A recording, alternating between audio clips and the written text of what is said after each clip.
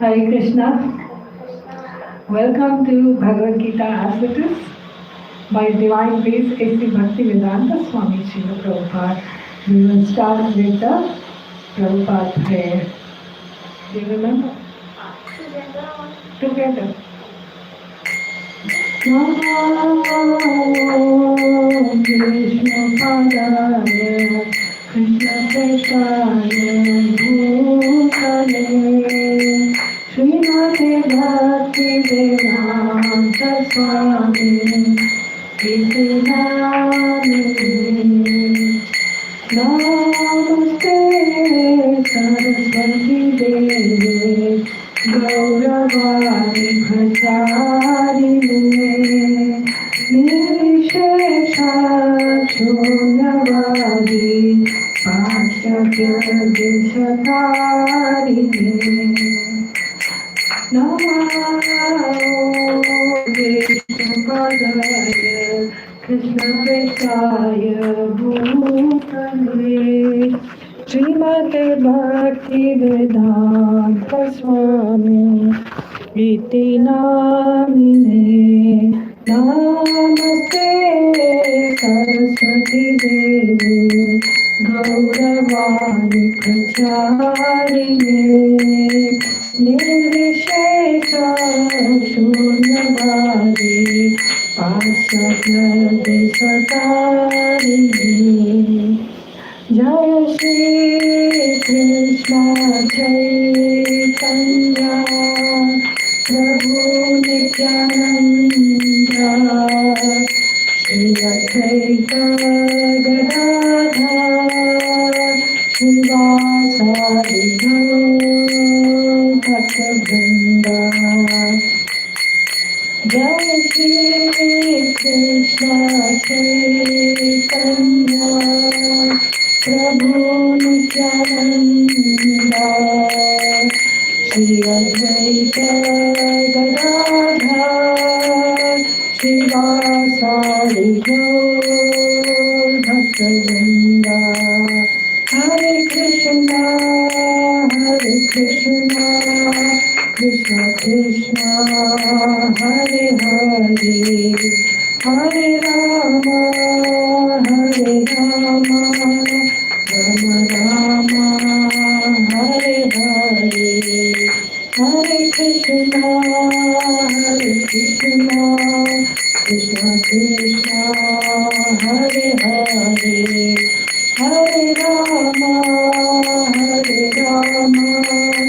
Rama Rama Rama Hare Hare Hare Krishna Krishna Krishna Hare Hare Hare Rama Rama Rama Hare Hare Nitai Gaur Premanande Hari Hari Bol. Alright, so we are at the introduction to Bhagavad Gita as it is. The introduction by Srila Prabhupada is 30 pages long, and hopefully today we will finish the introduction. Hopefully, because I want to move on to the Bhagavad Gita as it is. So in the introduction, Srila Prabhupada says that in chapter number 14 of Bhagavad Gita, verse number 4, Lord Krishna says, I am the father of all. Krishna doesn't say I'm the brother, I'm the friend. He says, I am the father of all. And the verse goes like this, Aham bija pradapita. I'm the seed-giving father of all living entities, not just human beings, all animals, insects, birds, fishes, everything. Krishna is the seed-giving father. At some places in Bhagavad Gita, Lord Krishna also says that Suhridam Sarva Bhutanam. Suhrida means friend. I am friend to everybody. But he is the father. It is like your father can be like your friend. But your friend cannot be your father. Your friend is always your friend. So Lord Krishna is primarily our father. But he can be like your friend, he can be like your lover, he can be like your master, whatever you want him to be, he will be like that. But he is the seed giving father. Then the other thing Srila Prabhupada mentions in the introduction to Bhagavad Gita as it is about Sanatana Dharma. Now this word Sanatana Dharma, you all must have heard, Sanatana Dharma, but not many people know exactly what it means. Many people use Sanatana Dharma for Hinduism, but it is not the same. Actually, the word Hinduism is itself not really correct, because the word Hinduism was actually coined by the Westerners to denote the people who stay on this side of the Indus River. The word Hindu comes from the word Hindu. I remember I was in Turkey for some years, and in Turkish language, Indians are called as Induran, Turkish language. So if I tell a Turkish person I'm from India, so he says, oh, Induran. So there is an Indus River, and on that side of the Indus River, whoever was staying, the foreigners used to call them Induran, or Hindu, and from that the word Hindu came, and that's really not equal to Sanatana Dharma. Sanatana Dharma is also not a religion. For example, I've heard people say, okay, he's a Christian, he's a Muslim, and I follow Sanatana Dharma as though it means the same as Hinduism, but it is not. Why it's not a religion? Because religion implies faith. Religion equals faith. For a religion, you have to believe in something. And faith can change. For example, today I have faith in her. Tomorrow my faith can be shaken. I no longer have faith. Faith can change. So religion is equal to faith, and faith can change. But Sanatana Dharma is that which can never change. That is why Sanatana Dharma is not a religion. It is something which will never change. Religion is based on faith, and faith can change. But the word Sanatana Dharma, Sanatana means eternal. Dharma means occupation. And Sanatana Dharma is the eternal occupation which can never change. The non-Sanatana religions, they have a beginning in history. Like when Christianity started, when Islam started. But Sanatana Dharma is that which has always been there, will always be there. So this was mentioned in the introduction to Bhagavad Gita, and today hopefully we'll finish the introduction and move on. Dharma is that which constantly exists with an object. Example, liquidity of water. You cannot remove liquidity from water. If you remove liquidity from water, it's no longer water. You cannot remove heat from fire. These things are intrinsically in the object, cannot be removed. And the dharma of water, you can say, is liquidity. The dharma of fire is heat, and so on. The living entity has a Sanatana Dharma which can never change. And what is the Dharma? Rendering service to the Lord. It can never change.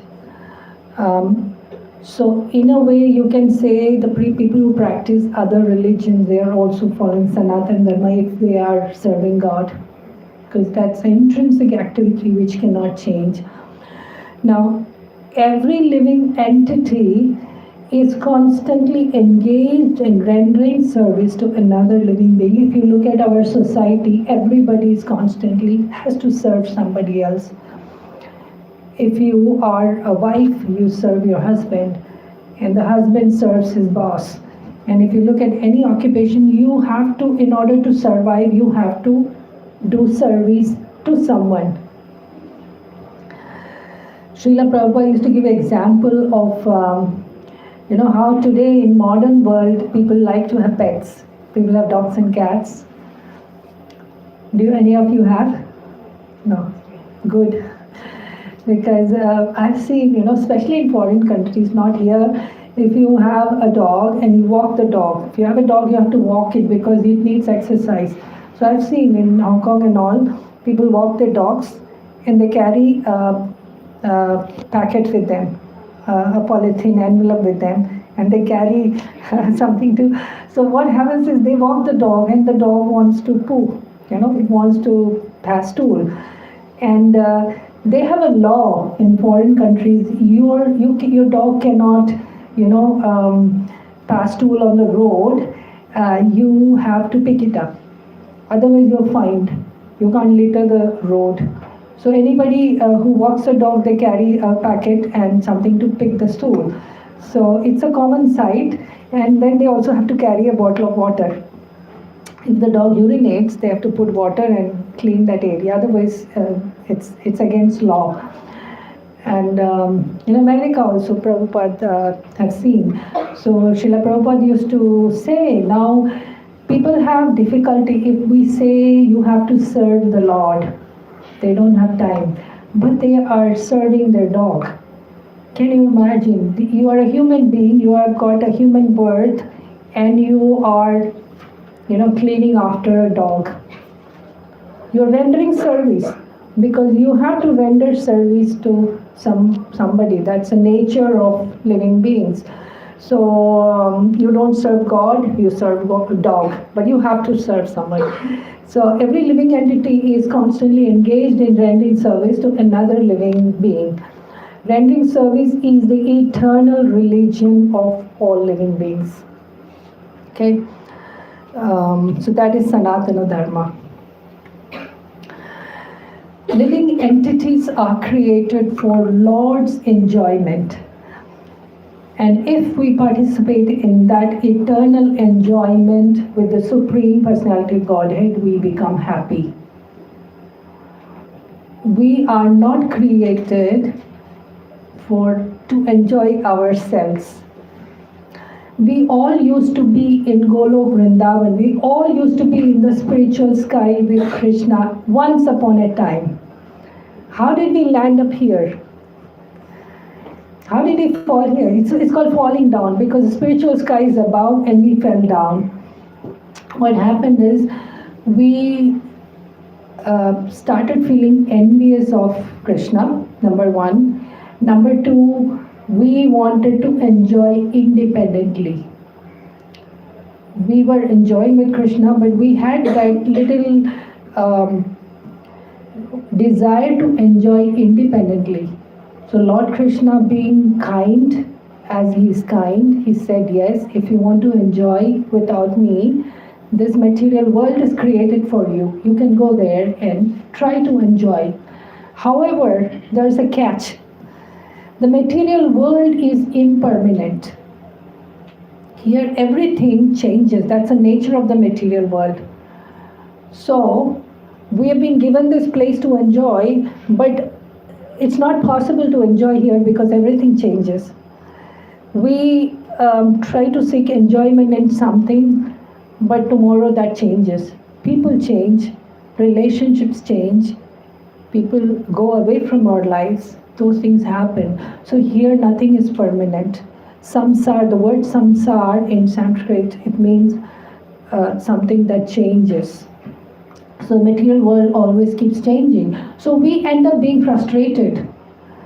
Lord Krishna gave us the opportunity. He said, if you want to enjoy, this is the material world created, go and enjoy. But the nature of the material world is nothing is permanent.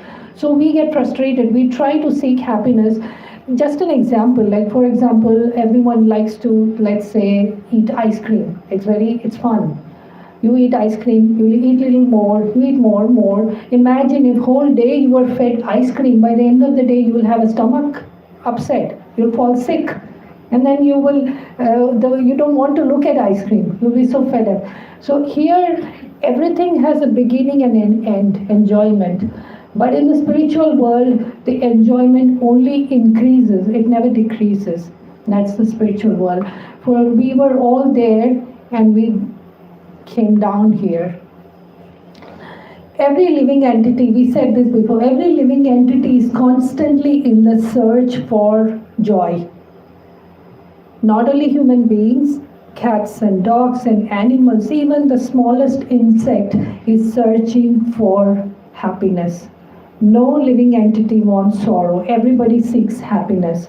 The whole world is after happiness. And Krishna, the word Krishna means reservoir of pleasure. Krishna is the reservoir of unlimited pleasure. And we spend our time here seeking these fleeting, small pleasures which are never permanent. And Krishna is the reservoir of all those pleasures. So we have to make that choice. Are we after these fleeting, temporary pleasure, or we want to seek that source of pleasure, all the joy? In chapter number 7, verse number 20, Lord Krishna actually criticizes the worship of demigods. Now, what is a demigod? Who are the demigods? Lord Krishna, we discussed last time, is a supreme personality of Godhead. Nobody is above Lord Krishna. Nobody is equal to him. He is the ultimate. But like in our world, if you have to run a company, you need different managers.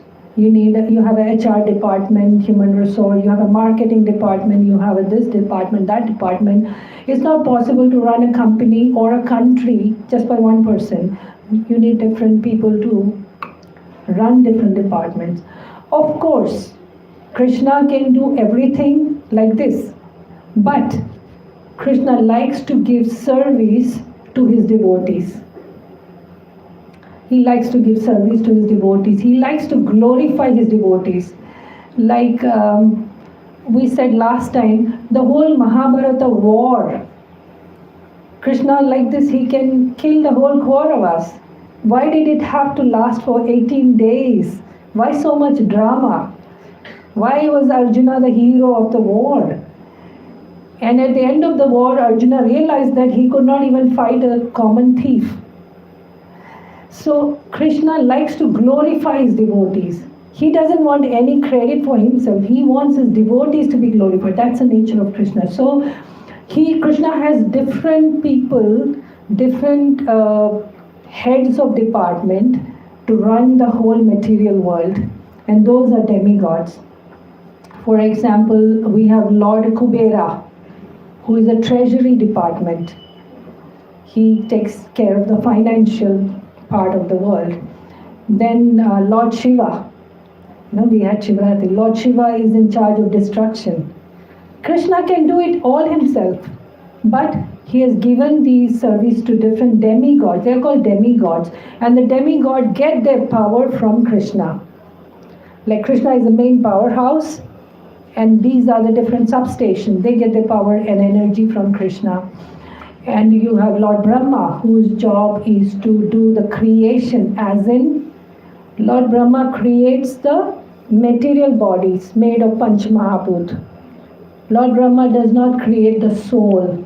Who creates the soul? Krishna does.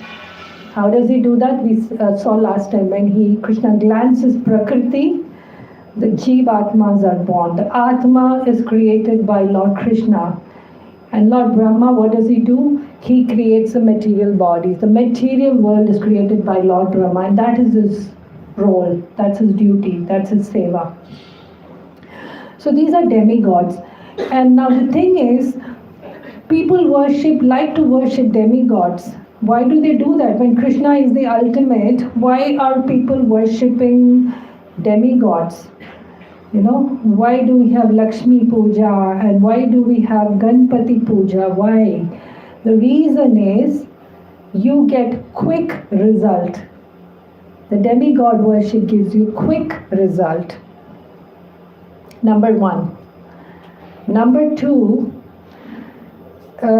Think about it like if a child wants to buy cigarettes, he goes to a shop, he gives the shopkeeper money, asks for cigarette, the shopkeeper gives him the cigarette.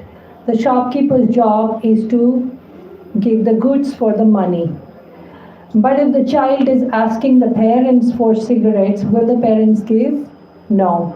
The parents want the well-being of the child. The parent will say no.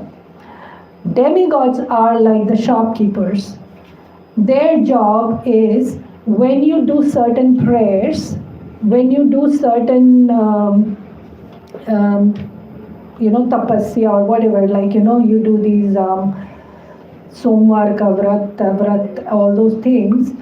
The demigods are obligated, they are under contract. If this person does the prayer for this many number of days, this person does the puja for certain number of days, the demigods are obliged to give what you're asking for. They are bound by contract. But Krishna is not like that. Krishna is like the parent. You may ask for something, and many people have had this experience. They say, I've been asking this to Lord Krishna for so many years. I'm not getting it. The reason is this. Krishna knows your past. Krishna knows your future.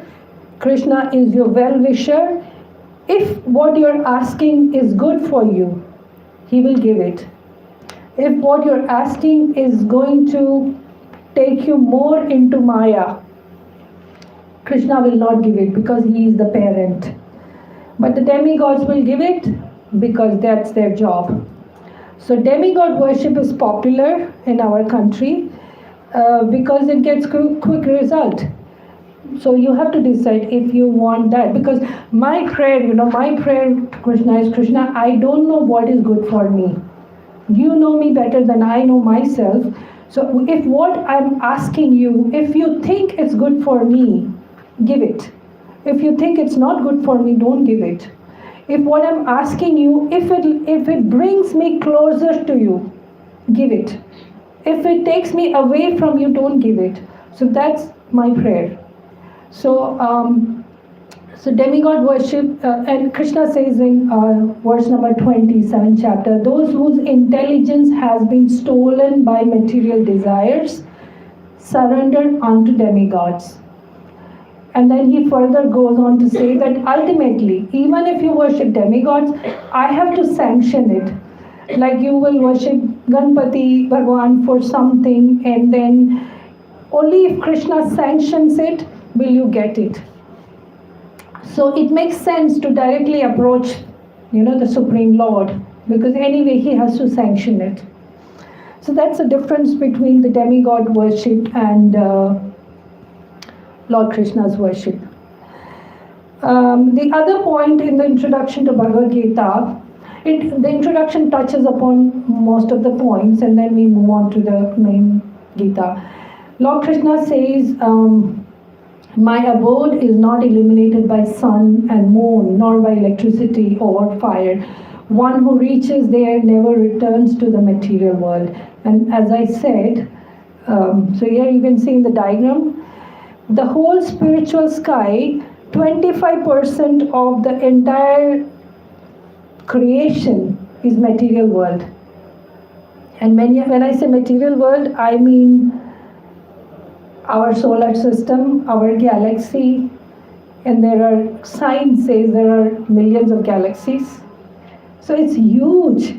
The material world, the scientists have not found the end of the material. You can go in a spaceship for millions of light years. Those who have studied physics, there's this light year concept, and it's a huge amount of time. You can keep traveling for light years.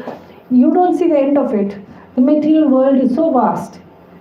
But guess what? That's just the 25%. One small part of the entire sky. So the entire spiritual sky is much more bigger. And you can see different, these are the different planets. There's Vaikuntha, and there's planet for Lord Ram, there's a planet for the Loka, it's called Loka, there's a planet for Narsimha Bhagwan. There are innumerable planets in the spiritual sky, and material world is just a part of it. We were all initially in the spiritual world, but we came down to material world. Some people ask, why did Lord put, when you say this material world is impermanent, it's full of misery, then people ask, then why did God put me in here? Why am I suffering? He didn't put you here. He never put you.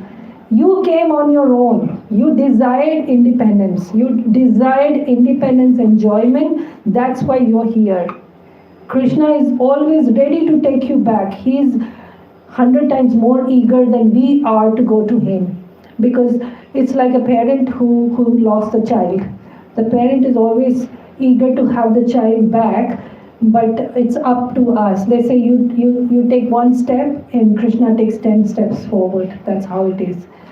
So that's the spiritual world. The Lord resides eternally in his abode Goloka. It's a Goloka Vrindavan. We have a Vrindavan in India, in UP. There is an actual Vrindavan in the spiritual world. And there Krishna lives happily with his associates.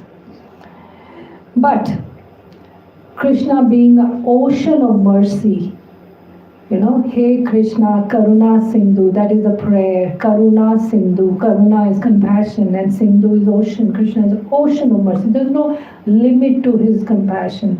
So Krishna, though we wanted to come here, he let us be here, but he also left some things behind so that we can still approach him.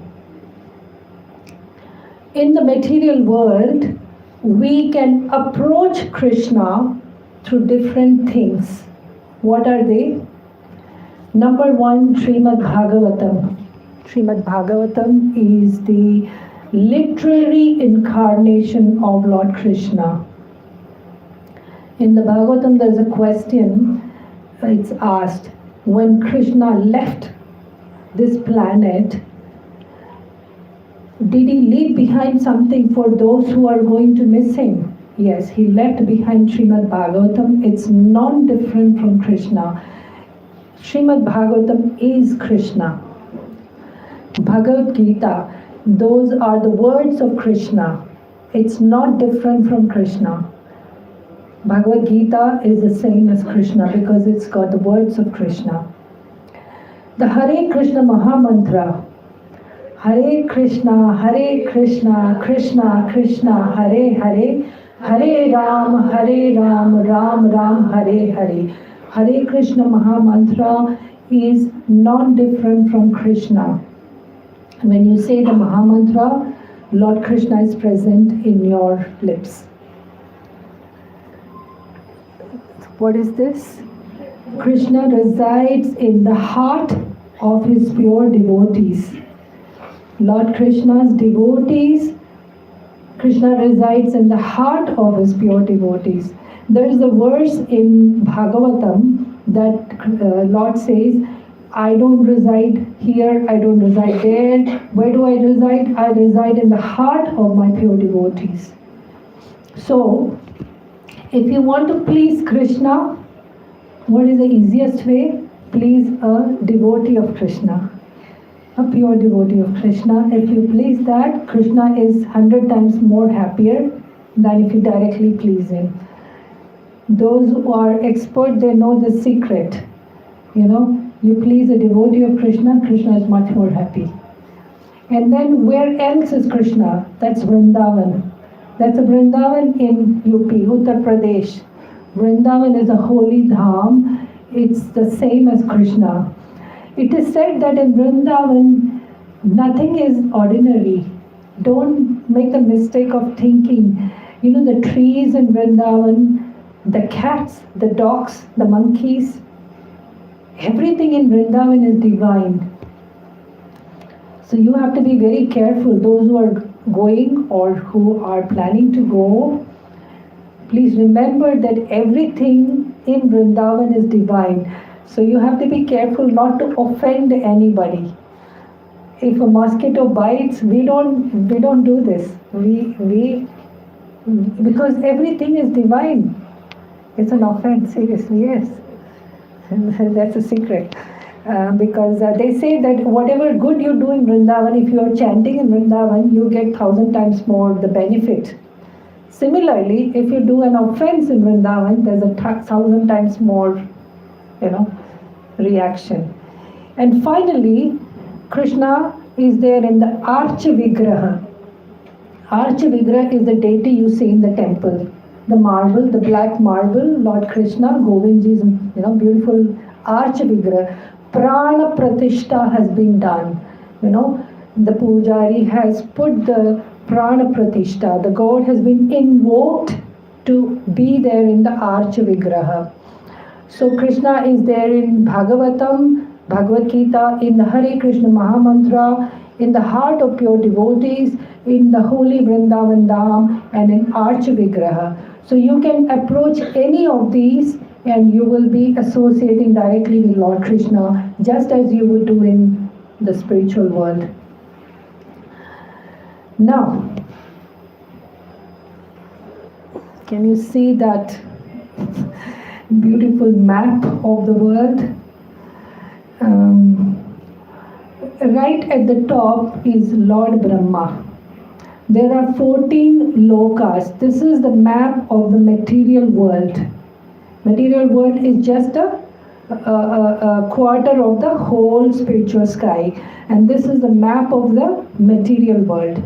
Right at the top is Lord Brahma, the highest planet.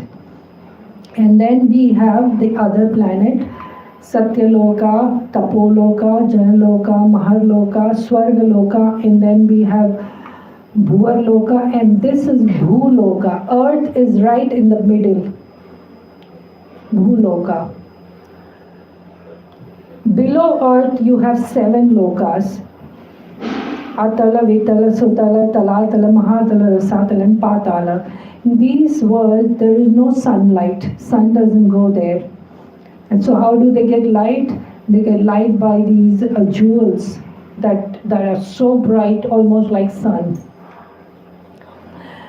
And Earth is in the middle, and above that is our higher planets. But right from the top, Brahmaloka, to the lowest Patal, every loka has 4 problems. What are they? Birth, death, disease, and old age. Janma, Mrityu, Jara. Jara means old age. Vyadhi, disease. So basically, if in our country people say, okay, I want to go. If someone dies, we say Swargavas ho gaya, meaning they will go to Swarga. And we think that is a great destination. Swarga is not a great destination. It is a temporary resort. You go to a resort, you go to Swarga for a temporary period till your credit card is over. And what is the credit card in your good karma? Your good karma, once your credit card or good karma gets over, immediately they drop you back here. So it's a temporary resort, number 1. And number 2, all the 14 lokas, you will have to go through birth, death, old age, and disease. And that is a problem for everybody. Srila Prabhupada says, we make so much progress, and we talk about progress, economic progress, development. We take pride, we are so progressed technologically, this and blah, blah, blah. Have we found a solution for these problems? No. We haven't been able to stop death. We haven't been able to stop diseases, old age. No, it is all there.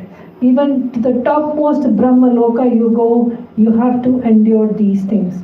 So a wise person would not try to go to Swargaloka or whatever Loka, he will try to go to Lord Krishna.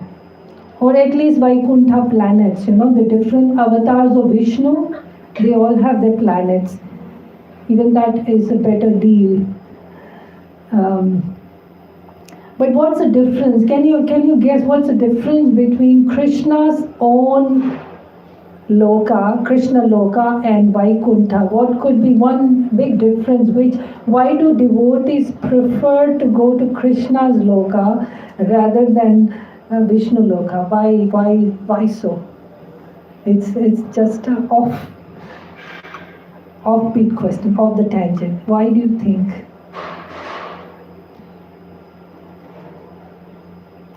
Okay, the main reason is that in Vaikuntha, the mood of Vaikuntha is reverence. With Krishna, as I said before also, you can have any relationship. You can be his friend, you can jump on him, you can box him, you can play with him, you can be in a conjugal relationship like a lover, you can be a child, you can be a father, you can be a friend, you can be any number of relations. There is no limit to it. Krishna is completely accessible in Krishna's abode. But in Vaikuntha, in Vishnu's abode, there is a distance. There are gatekeepers, Jai Vijay. There are gatekeepers, and there is a protocol to follow. In order to have a meeting with Vishnu, you have to wait in line, and then when you meet him, you get a few seconds. It's actually documented. I don't remember. There's a poem by a famous devotee who says that people have to, Lord Indra, even the demigods have to wait in line to have a meeting with Vishnu. It's very difficult, and you have to wait in line, and there are these security people who have these sticks to put you in line, and then you get just a few seconds. How many of you have gone to Tirupati? Have you gone? You've seen the amount of line and the queue, and how much second you get the darshan. It's multiply that by 1,000 times.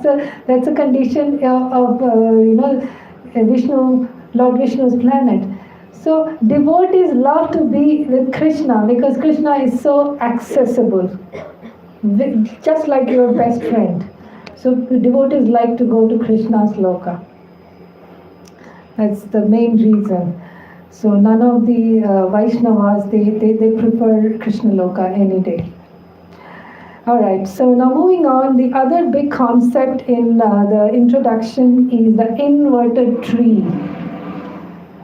This tree that you see in the picture is actually is the real tree, but you see a reflection on the river.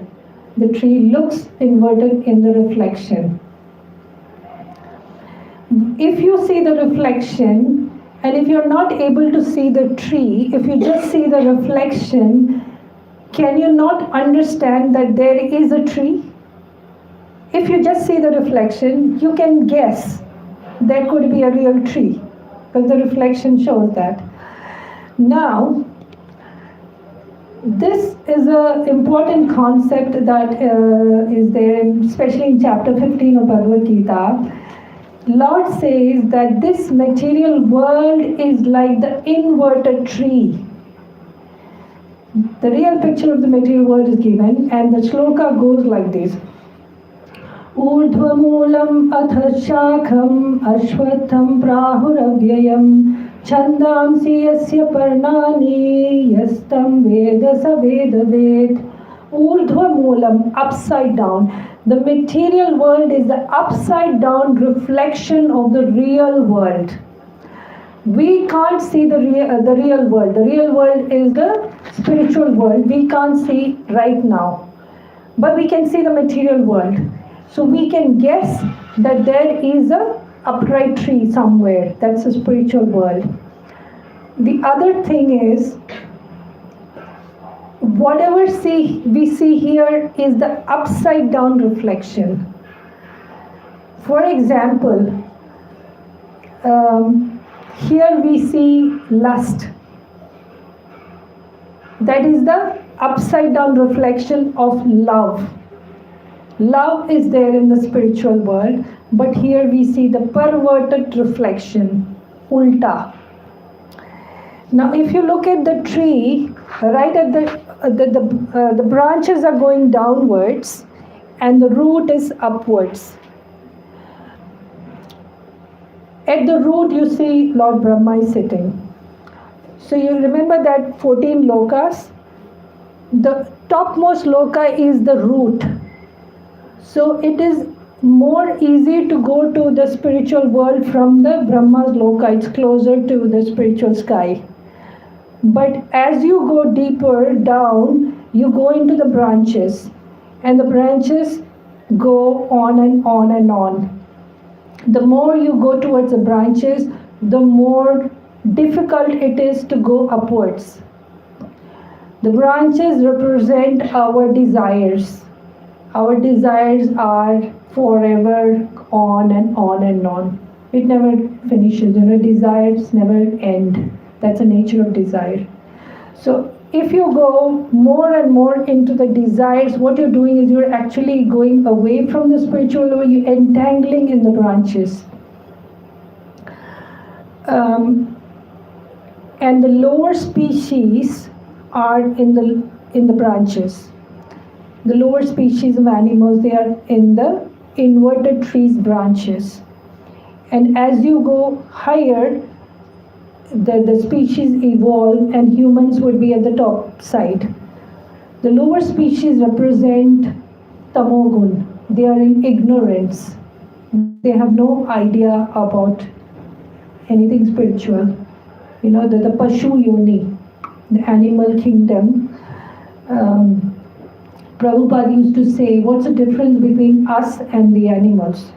Basically, not much of a difference. There are 4 things that the animals do and 4 things we do. That is ahar, nidra, bhai, maithun. Animals eat when they're hungry. We also eat. We are more sophisticated. We may eat with fork and knife, but we also eat when we're hungry. Animals also eat. Ahar, nidra, sleep. They sleep when they're tired. We also sleep. We might sleep on a cushioned bed, but we sleep, and they also sleep. No difference. Maithun, the sex desire, the union. The animals also do that. We also do. We might do it in a more sophisticated way, but it's the same thing. Bhai, the fear for the life. Like if you try to kill an ant, the ant will run away. Every living entity tries to preserve itself. The fear of death is there for every living entity, and we also have that fear of death. So ahar, nidra, bhai, maithun, these 4 things are there for animals and us, no difference. But there's one thing that God gave us more. He gave us the intelligence, higher intelligence. Srila Prabhupada used to say, if you read Gita to a dog, they don't understand. That's an animal yoni. But the humans have the intelligence to understand. And doesn't matter if you are an Indian or a Hindu or you're African. If you're born as a human, God has given you the intelligence to understand higher truth. Ask questions, why am I here? What is the purpose of my life? These things animals can't do. So as in the tree, as you go higher, you are in a more, your spiritual consciousness is better. So that's an inverted tree of Bhagavad Gita. The other concept that's covered in Bhagavad Gita is that our activities of this life will decide our next life. Our activities of your previous life decided our this life. In fact, the thought that's in your mind at the time of death is very, very, very crucial. If your whole life you've been not doing bhakti, but at the time of death is the most crucial time of your entire life. It's the examination time. It's like you've been studying all year, and in the exam you don't write anything, you don't pass. Time of death is very important time. An example I've heard in lectures, you go to a studio and you are posing for a photograph, and the moment the cameraman clicks it, if you scratch your nose, something happens, that gets recorded. That fraction of a second is very crucial. So what you think at the time of your death is what takes you to the next slide.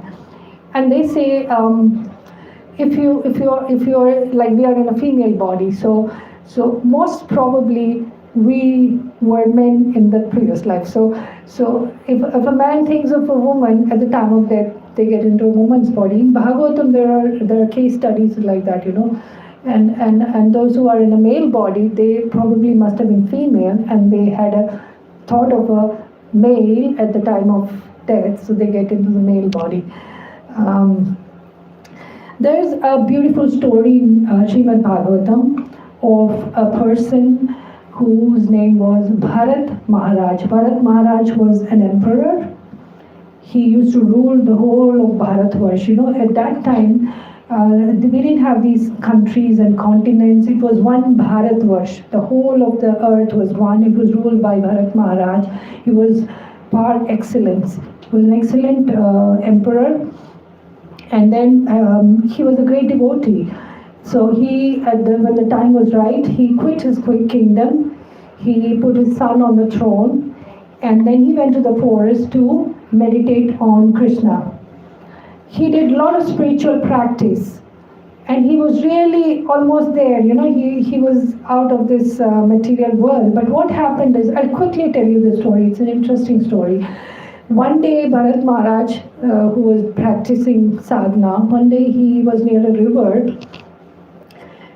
There was a deer. There was a deer who was drinking water. Suddenly, there was a loud roar of a lion.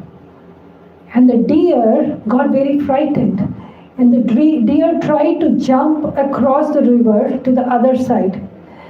What happened was, the deer was pregnant. When she tried to jump over, she delivered in the middle of the river. And the deer jumped across, and the deer died. But the baby fell into the river. And Bharat Maharaj was watching all this. And he, being a Vaishnava, being a devotee, his heart was full of compassion. He felt so sorry for the baby deer. He picked up the deer. He took it to his hut. He started caring for the deer. And days passed.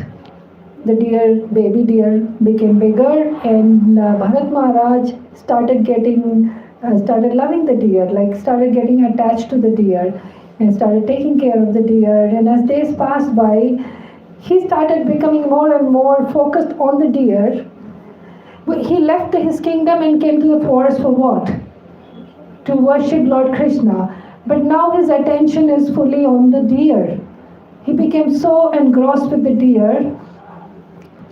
And deer being a deer, one day the deer just went away and never came back. And Bharat Maharaj was so heartbroken because he got so attached to the deer. And when his end came, before dying, he had the thoughts of deer in his mind. And guess what? What did he become? A deer. So first he was Bharat Maharaj, then he became a deer, Bharat the deer. And then the story goes that when he was a deer, Lord Krishna, because he was such a good devotee of Lord Krishna, see, these are laws of material nature. What you think, you become. So it's very important to, understand that.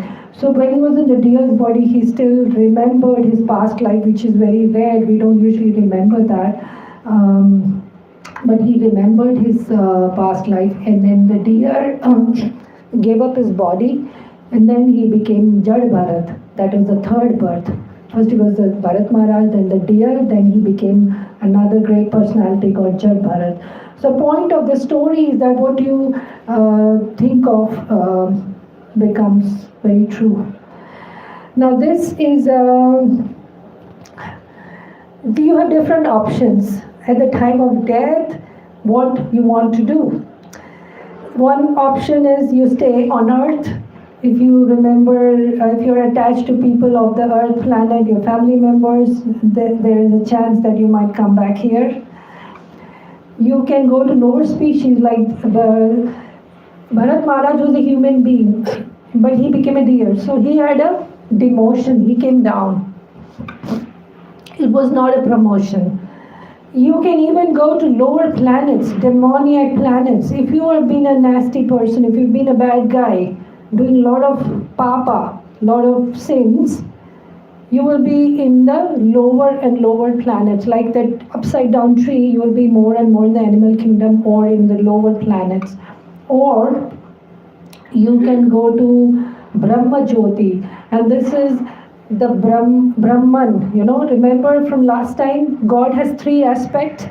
One is the impersonal energy. Some people, like the yogis, they meditate on the impersonal energy.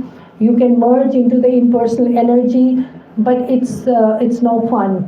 People who merge, they also come back. Or you can, as I said, go to Vaikuntha planets, but be prepared to stand in line for meeting the God. Or the highest destination for Vaishnavas is Krishna's personal abode, Goloka Vrindavan. That is the ultimate, because you with the treasure house of all the pleasure. Krishna is the reservoir of all pleasure, and everybody seeks pleasure. So that is the highest destination. In the 8.6, Lord says, simply by thinking of me at the time of death, you come to me. Yam yam vapi smaran bhavam tyajantam te kalevaram tam tam eveti kaunteya sada tad bhava bhavita. Whatever you think of at the end of your life, think of me at the end of your life and you come to me. That's So the secret of Bhagavad Gita is, Lord says, be totally absorbed in me. Whatever you do, think of me all the time. That's the bottom line. And that is our beloved Prahlad Maharaj. In Srimad Bhagavatam, in the 7th canto, Lord Prahlad says, there are 9 ways. Like here, Lord says, think about me all the time. See, why do we have to think all the time? Because what you think at the time of death is what is most important. So why do we have to think all the time? Because if you don't practice, 99.99%, at last moment you will be thinking of something else. Yes, you have to practice it now. So how do you practice? The 9 process of pure devotional service. Anyone can read that? Hearing, chanting. You can read that part. Hearing and chanting about the transcendental. Do you want to read? Hearing and chanting about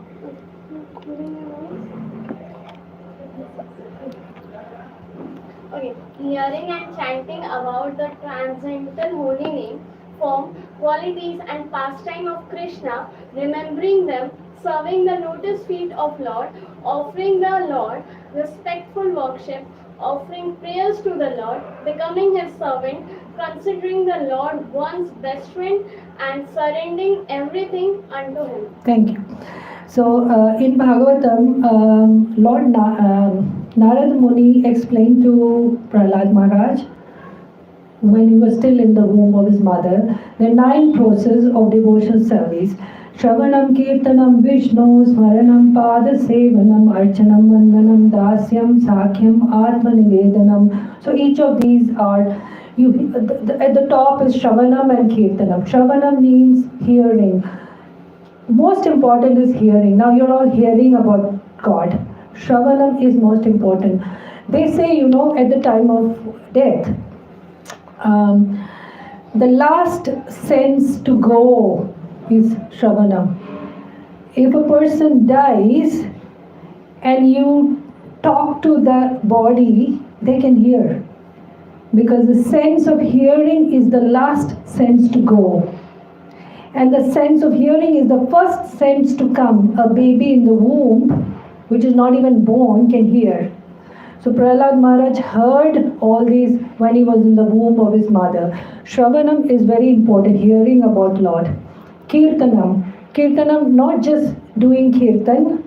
Kirtanam is talking about the Lord. Kirti, it comes from the word kirti, glorifying the Lord. It can be talking, it can be singing, it can be anything. Kirtanam, Shravanam, Kirtanam, Smaranam, thinking about the Lord. Serving the lotus feet, doing puja, archanam, vandanam, obeisances, dasyam as a servant, sakyam as a friend, and complete surrender, like Pali Maharaj did. These are different ways one can associate and approach the Lord. And now we come to the final section of this. So today we are finishing the introduction. We before we buy anything or before we take anything, we want to know how is it going to benefit me? What is in it for me? So Bhagavad Gita, before you study, there is a Bhagavad Gita Mahatmyam. Why are we studying Bhagavad Gita? The glories of Bhagavad Gita, and Jagat Guru Adi Shankaracharya had given these verses glorifying Bhagavad Gita. So we'll quickly go through it. The first verse is Gita Shastramidam Punyam Yapathe Prayata Puman Vishnu Padamavapnoti Bhaya Shoka Divarjita. One who with a regulated mind recites with devotion this Bhagavad Gita scripture, which is the bestower of all virtue, will attain to the holy abode such as Vaikuntha, the residence of Lord Vishnu, which is always free from the mundane qualities based on fear and lamentation. Vaikuntha, as I said, means Kuntha means anxiety. Vaikuntha is that place which has no anxiety. So the first benefit of Bhagavad Gita is that Bhaya Shokadi Varjita, no fear and no lamentation. Bhaya, fear, Shoka, lamentation. So Bhagavad Gita, the one who studies Bhagavad Gita will be free from fear and lamentation. That's the first benefit. Text 2.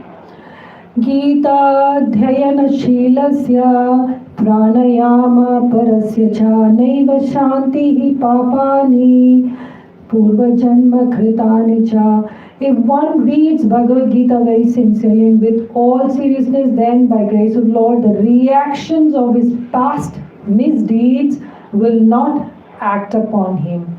Isn't that great? We all have a huge baggage. We don't know what we did in the past life. But they say if you read Bhagavad Gita, your past sins will not act anymore. So it's a great, very great thing, you know.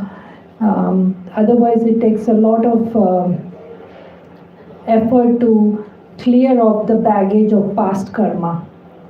The text number 3 says, Maline mochanam punsam jalasnanam dine dine sakrit gita amrita snanam samsara malanashanam.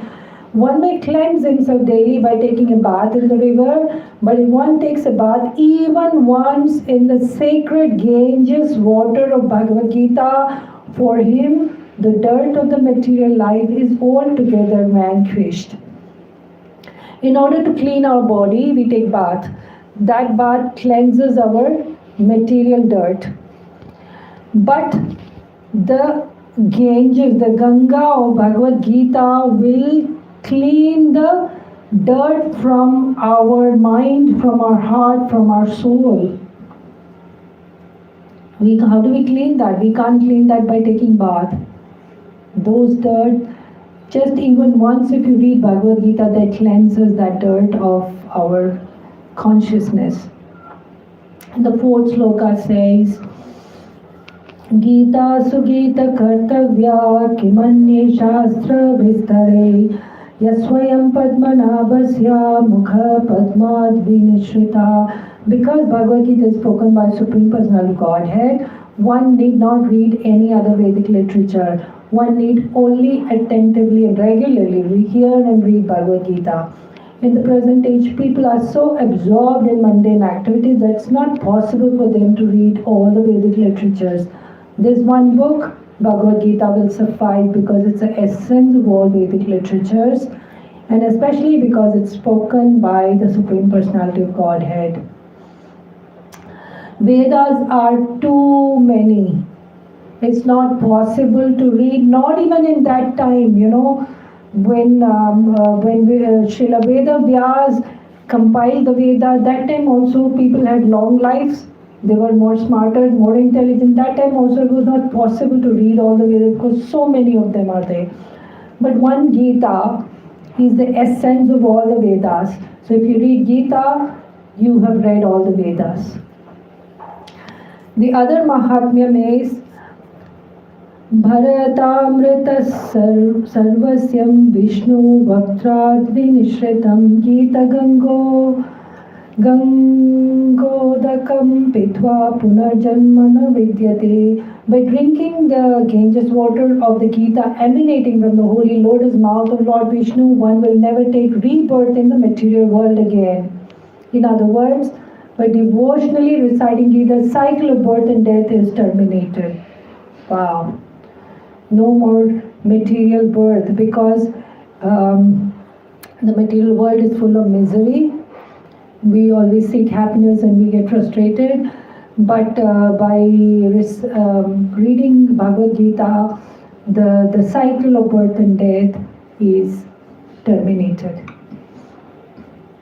And the other thing, and if you compare with the Ganga, it said Ganga comes from the toes of the Lord.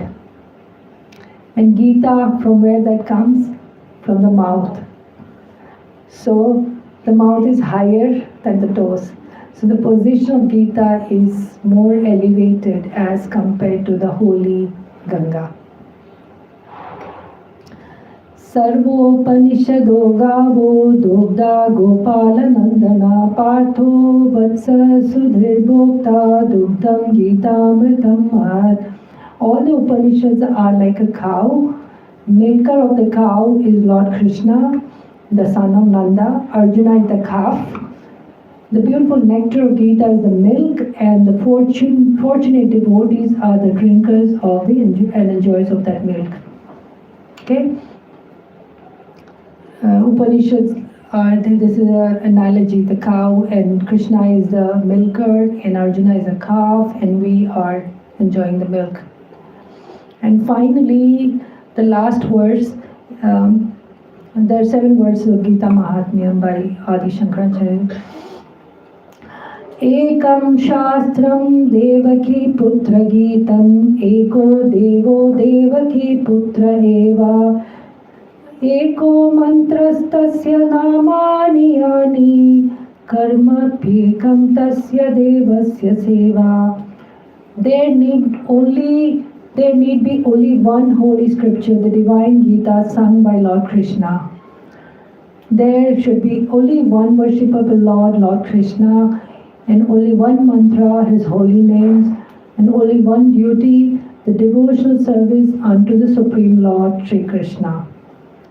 That's the last verse. And the interesting thing I find in this, it is written by Adi Shankaracharya. And Shankaracharya is the propounder of the Advaita school. They believe in the Brahman. They don't worship the personal form of Lord Krishna, the Advaita followers. But Shankaracharya has written the Mahatmyam, and he says there is only one worshipable Lord Krishna. So that brings us to the end of this. And so we finished the introduction. Next week we will do the first chapter. So there are 700 verses. So we can't do one verse a week, it will take forever. So I will. We'll do a few verses as per the theme of the verses. So we'll try to finish like 3, 4, 5, whatever the theme. Like the first chapter, there's a lot of description of the warriors and all. So maybe we'll club that together and do that. So any questions so far? Any? No question? Okay, thanks for listening. Hare Krishna, Krishna Krishna, Hare Hare, Hare Ram, Ram Ram, Hare Hare. Bhagavad Gita ki jai, Srila Prabhupada ki jai, Jai Gurudev. And